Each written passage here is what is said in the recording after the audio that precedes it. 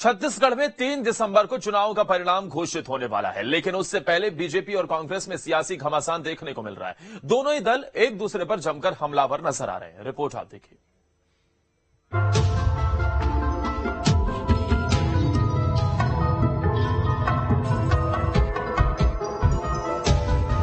छत्तीसगढ़ में भले ही विधानसभा चुनाव समाप्त हो गए हो, लेकिन कांग्रेस और बीजेपी के बीच वार पलटवार की जंग अब भी जारी है।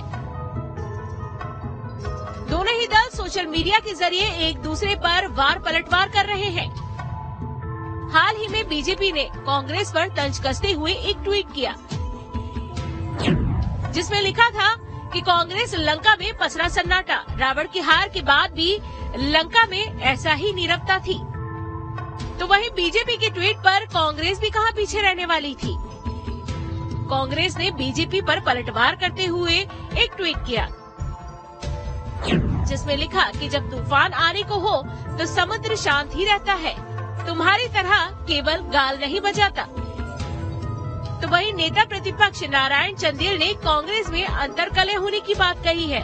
का दावा है कि कांग्रेस में विरोधाभास के हालात है। कांग्रेस के वरिष्ठ नेता आपस में ही बयानबाजी कर रहे हैं।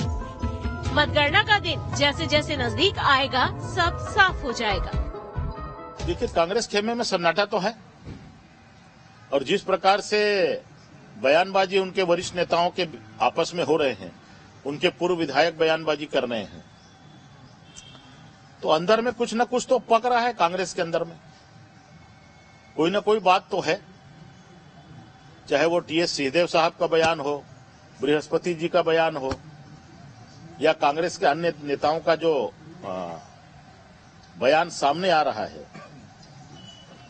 तो ये सारे जो परिस्थितियां जो निर्मित हो रही है कांग्रेस के खेमे में, ये इस बात को प्रदर्शित कर रही है कि अंतर विरोध जब परिणाम नहीं आया है तो ये हाल है। जब परिणाम आ जाएगा 3 दिसंबर को, तो उसके बाद क्या स्थिति बनेगी।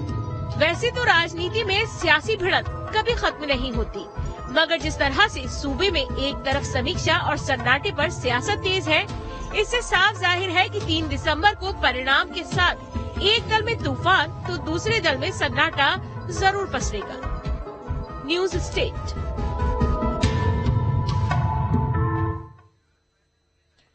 इस बीच कांकेर से